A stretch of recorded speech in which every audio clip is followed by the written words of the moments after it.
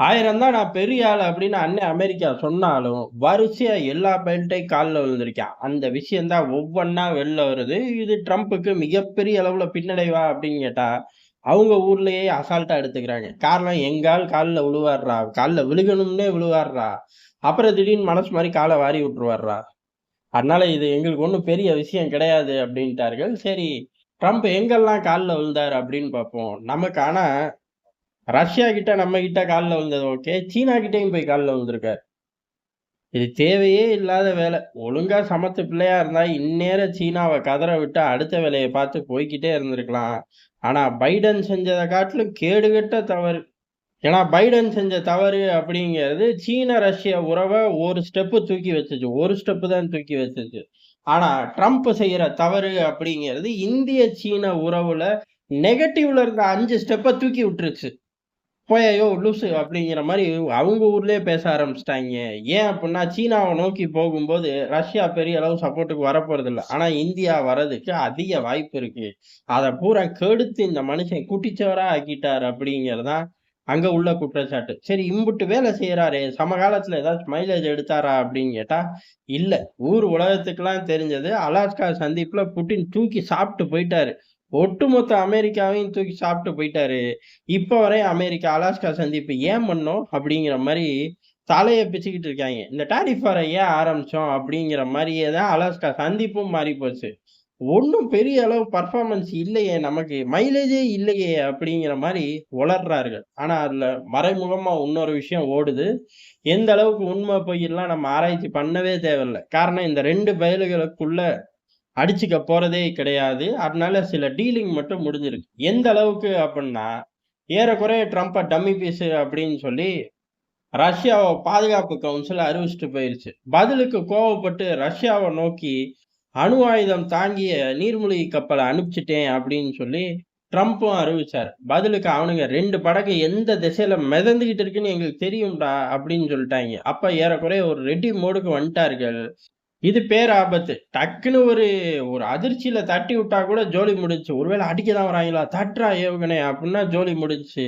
அந்த லெவல் வரும்போது அலாஸ்கா சந்திப்புல இத கட்டாயம் பேசியிருக்கார்கள். பேசி இதுல ஒரு சமாதானத்துக்கு கொண்டு வந்துட்டார்கள். காரணம் ட்ரம்பும் கோவப்பட்டாரு. அங்கிட்ட ரஷ்யாவும் கோவப்பட்டுச்சு. ரஷ்யா பின்வாங்குற மூடு இல்ல. ஆனா, அமெரிக்காவ பொறுத்தவரை பின்வாங்குற மூடு தான். அமெரிக்கா தோற்கக்கூடிய யுத்தங்கள ஆரம்பிக்கவே ஆரம்பிக்காது. அது எங்க ஆசிய கண்டம், ஆப்பிரிக்கா கண்டம் எல்லா கண்டத்திலயும் தோற்கக்கூடிய ஒரு விஷயத்த செய்ய மாட்டாய்ங்க. ஜெயிக்கக்கூடிய விஷயத்தையே ஐரோப்பாவ கூட்டிட்டு போகாம செய்ய மாட்டாய்ங்க. இது எதார்த்தமான உண்ம. அப்படி இருக்கும்போது ரஷ்யா கூட இம்புட்டு பெரிய பஞ்சாயத்துக்கு தயாராவார்களா? அலாஸ்கா சந்திப்புல அத சுமூகமா முடிச்சுக்கிட்டாய்ங்க. வெளிப்படையா பெரிய அளவு அசிங்கம். அமெரிக்காவுக்கு அசிங்கப்படுறது ஒண்ணும் புதுசு கிடையாது. வியட்நாம், ஆப்கானிஸ்தான்னு பட்டியல் போய்க்கிட்டே இருக்கும் ஒரு பக்கம். அதனால அத கடந்து வந்துட்டார்கள். இதே அளவு மைலேஜ சீனா கிட்டயும் தேத்திருவோம் அப்படின்னு சொல்லி எஸ்சிஓ மாநாட்டுக்கு முன்னாடி டிஃபென்ஸ் ரீதியா உட்கார்ந்து பேசிருவோம்ன்னு இருக்காய்ங்க. பெரிய அளவு டிஃபென்ஸ் செக்ரட்டரி லெவல்ல ஆரம்பிச்சு, அடுத்து நம்ம 2 பேரே பார்த்து பேசி முடிச்சுருவோம் அப்படின்னு எஸ்சிஓக்கு முன்னாடி துடிச்சிருக்காரு ட்ரம்ப்பு. ஆனா இந்த பயலுக எது சீன பயலுக போயா யோன்ட்டாய்ங்க. உன் கூட பேசி எங்களுக்கு என்ன புண்ணியம் அப்டின்ட்டாய்ங்க. காரணம் ஒண்ணுமே புண்ணியம் இல்லையா? அதுவும் டிஃபென்ஸ் ரீதியா பேசுறதுக்கு இங்க என்ன இருக்கு? ஒண்ணும் கிடையாது போயா அப்டின்ட்டாய்ங்க. ஆனா இந்த இடத்துல சீனாவோட நரித்தனமும் இருக்கு. டிஃபென்ஸ் ரீதியா நாங்க என்ன தாய்வான போய் கிழிக்கவா போறோம்? எங்க பயலுகளே யுத்தத்துக்கு எப்ப தயாராவாய்ங்கன்னு எனக்கே தெரியாம சுத்திக்கிட்டு இருக்கேன். பத்தாததுக்கு வருஷத்துல 3 தாட்டியாச்சும் குறைஞ்சது 3 தாட்டியாச்சும் முக்கியமான அதிகாரிகள தட்டி தூக்கிட்டு இருக்கேன். காரணம் என்ன? ஊழல். டிஃபென்ஸ்ல ஊழல் பண்ணி தொலைக்கிறாய்ங்க. அதுவும் என்னோட ராக்கெட் ஃபோர்ஸ்ல தண்ணி ஊத்தி வச்சிருக்காய்ங்கன்னு மனசுக்குள்ளேயே சொல்லிட்டு இந்த டீல கேன்சல் பண்ணி விட்டுருக்காரு. டீல கேன்சல் பண்ணி எஸ்சிஓவ வெற்றிகரமா நடத்தி முடிச்சதுக்கப்புறம், பிரிக்ஸ்ல உட்கார்ந்திருக்கும்போது இந்த தகவல இங்கிட்டு வெளியிடுறார்கள். என்ன? அமெரிக்கா இந்த மாரி வந்து கெஞ்சுச்சு. நாங்க போயா யோவ்! அப்படின்னு சொல்ட்டோன்ட்டாய்ங்க. அப்படியேவா சொன்னாய்ங்க? அவனுங்க சீன மொழியில சொன்னாய்ங்க. நம்ம நம்ம மொழியில பார்த்துக்கிட்டோம். இது ரகசியமா அசிங்கப்பட்டுருக்காய்ங்க. அதையும் இப்ப தேங்காய் உடைக்கிற மாரி சீனா உடைச்சிருச்சு. இதெல்லாம் தேவையா? சீனா கிட்ட இம்புட்டு அசிங்கம் படலாமா? நான் படுவேன் அப்படின்னு ஒத்த கால்ல ட்ரம்ப் இருந்தா நம்ம போயா மாத்த முடியும்? அடுத்து இந்தியா கேட்கவே வேண்டாம். பிரிக்ஸ் மாநாட்டிலேயே இப்ப அதுவும் பிரிக்ஸ் வந்து எமர்ஜென்சி தான். லூலா ட சில்வா கூட்டியிருக்காரு. எதுக்கு? இந்த ட்ரம்ப் பயல அடக்குறதுக்கே கூட்டுறோம். வாங்க பேசுவோம். அப்படிங்கிற மாரி கூப்ட்டுருக்காரு.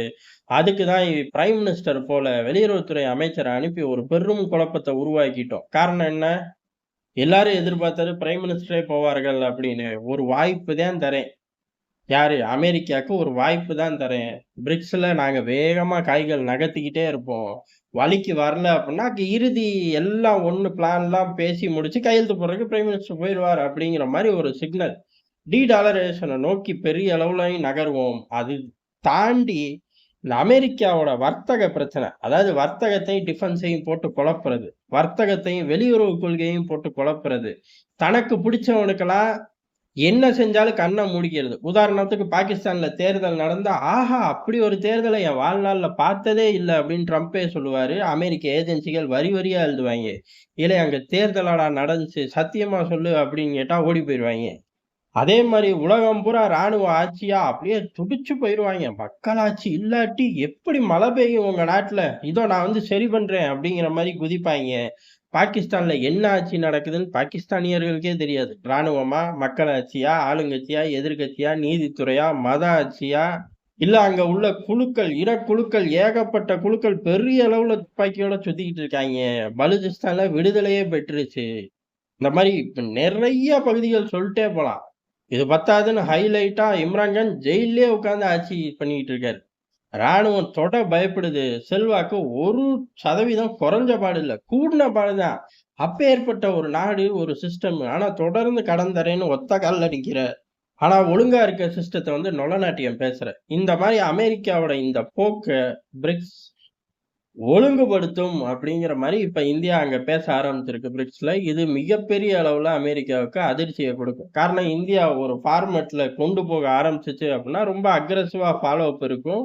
ஒருங்கிணைக்கிறதும் ரொம்ப ஈஸியா ஒருங்கிணைப்போம். அப்படி ஒருங்கிணைக்க முடியுங்கிற ஆட்கள தான் தூக்கி உள்ளேயே போடுவோம். இந்த இடத்துல 3 பிளேயர் தான்.